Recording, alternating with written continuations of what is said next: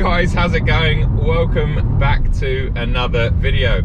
I'm in my long-termer RS4. This actually wasn't meant to be a long-termer, this was just meant to be a week loan, but due to the COVID-19 circumstances, the Audi press department couldn't take the car back off me and asked me if I wouldn't mind holding on to it.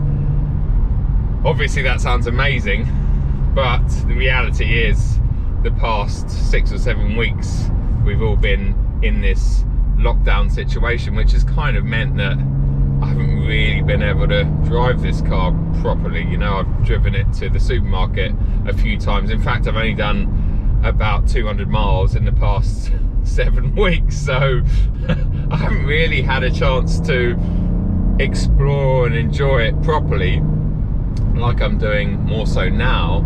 But I have had a chance to use it as a very normal daily, which is obviously a very important thing for a car like this fantastic brand new 2020 RS4. And a bit like the M340i, because I've been driving this car very normally and enjoying its kind of comfort and practicality ability, I'd almost forgotten about its potential and its performance and you know, its ability, if you like. I mean, on a road like this, it's just incredible, it really is. Currently I'm in my RS1 preset mode, which is now a button on the steering wheel, which is a common theme on all new Audi RS cars from basically the end of last year. I think it was introduced on the RS Q8 originally, but actually dating back years, it was originally on the B7 RS4. So we're talking something that featured on a 2004 or 5 car, but it finds its way back on the wheel now. And obviously with the RS1, I've got mine preset to the middle setting for the suspension, so it's not super firm, but it's also not super soft. And I've got the throttle set to the most effective, or the best pickup, if you like, and the exhaust flaps open, so the most engine sound.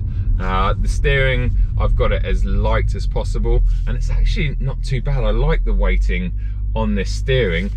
Just in terms of feeling, there's not a massive amount of steering feel, but that's kind of a common theme amongst the majority of German high performance cars these days. I think Porsche tend to do it slightly better, but I love the wheel on this car, I really do. I love the shape of it. I never really used to be the biggest fan of flat bottom steering wheels, but this one doesn't bother me at all. And I guess unless you're getting fully sideways or doing a parking maneuver, you're not really feeding the whole wheel through your hands. You're really just focusing on the 1/4 to 3, and at the 1/4 to 3 it just feels fantastic, this wheel, it really does.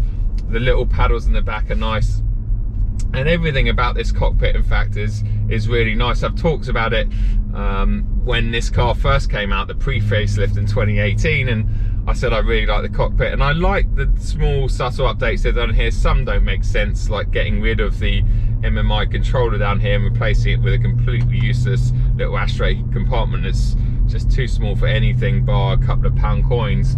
And the touchscreen screen is a bit too big for my liking. It's just a bit too in your face, but it works really well. The mapping, the nav and stuff on it are really good. The sound system in here is really, really nice. We've got a Bang & Olufsen sound system.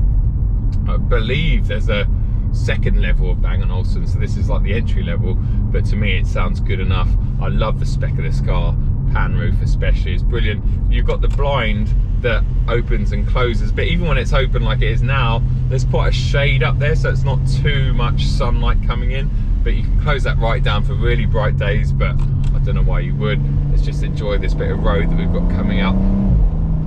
This is a 60 section of road, and you'd be doing well to carry 60 mph through here. It's just a really capable car, you know, it really is. I would love to get this out on track and see what it would do, see if it would just start feeling maybe a bit too heavy, or actually see, you know, maybe be surprised at how capable it is on track as well. I think on a damp track day, like that day I took that BMW M8 competition out on, if you haven't watched that video, it's up here, please check it out, it's really good. I think on a day like that, this car would be really good. One complaint about its handling and trackability is the fact that it's got Pirelli P0s on it. Oh, I wish Audi would stop using Pirellis.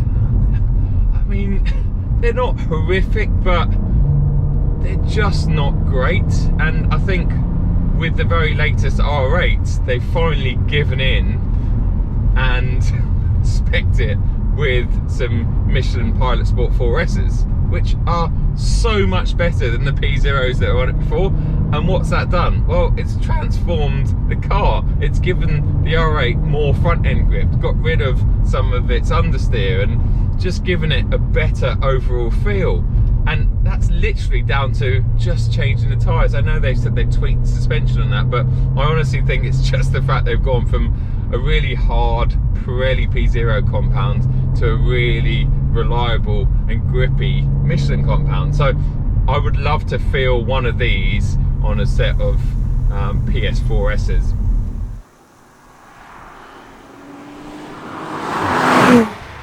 Because I just think it would, again, just give it that edge and get rid of any hint of understeer. Because this one, on the road, when you really do push it, you do feel the front end pushing a little bit. And remember, we got 275 section front tyres in this car to try and eliminate all of the understeer. And if you really do boot it, especially in the wet, now this is not going off this car, this is going off the early 2018 press car that I had, it does rotate and you can get it sideways. And I'd love to take it out on some private land, because I think if you really antagonise this or put this car in someone like Sideways Sid's hand, he could get this thing drifting really well. Or let's say a snowy day or something, it would be fantastic.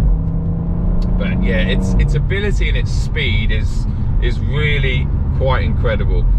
It just goes about its business without any fuss. And on roads like these, which are not great, I go on about them all the time, it just deals with it, you know, it really does. We'll come into this nice left-hander down here. Gearbox is fantastic as well, isn't it? Good old ZF8 speed. Put your foot down out of here and it just goes. It just goes. You're gone. Done. Get the turn done. Hit your apex. Make sure the car's rotated enough. Foot on the floor and you're gone. So it's a very, very capable car. Am I having more fun in this car than I would be in my M2 competition along this very same stretch of road? No, I'm not. I'm definitely not having more fun. And that's something I've come to realise in the time of having this car and driving this one day and then my M2 competition, well, let's say not the next day, the next week, doing the same, like run to the shops or whatever it might be. The M2 competition is still far more engaging in my opinion. It's far more on the edge, if you like. You might not be going even as fast in it or equally as fast, but it feels faster, it feels more dramatic.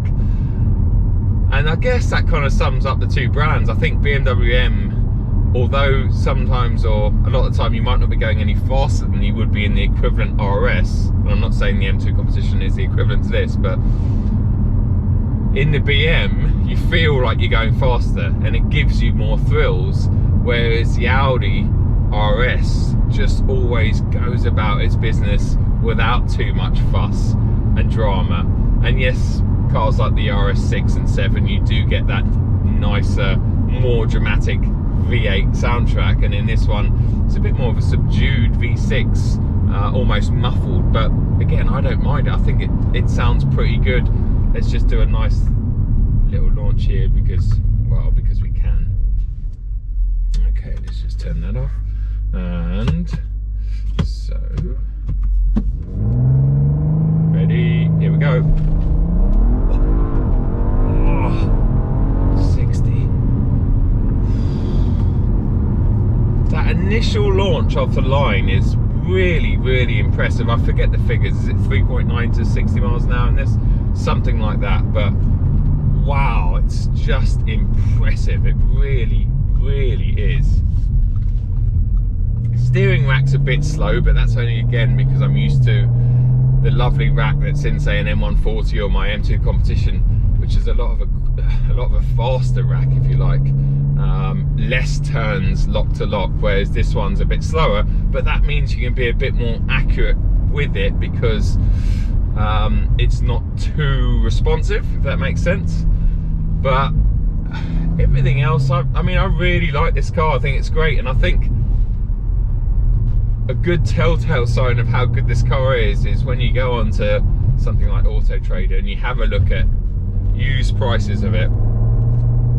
You'll see that early 2018 cars that are what now over 2 years old are still trading it close to 50 grand, you know, and they were only 65 or 64 grand new off memory. So in 2 years they've only lost about 15 grand, which is amazing. And that again is the difference between an RS car and an M car. M cars tend to lose more value, but then they are discounted bigger in the first place, so it kind of evens out. You're not going to get massive discounts off an RS4 or an RS6 where you are on an M car, so actually the depreciation that you see is not always true. It's always slightly skewed. But saying that, I'm sure there's quite a few discounts on any car on the market at the moment, because I'm sure manufacturers and dealerships are quite desperate to get their sales back up again. Talking of sales, guys, before I sign off on this quick video, I'm wearing one of Control and Shift's brand new designs. These are available in a number of colours, so please head over to my brand Control and Shift. The link will be in the description below, and help support me and my channel yeah, for further videos and further content. Thanks a lot as always for watching, guys. Any comments and questions, please leave them below the description and I will try my best to get back to you. In the meantime, please stay safe and I will see you very soon. Cheers.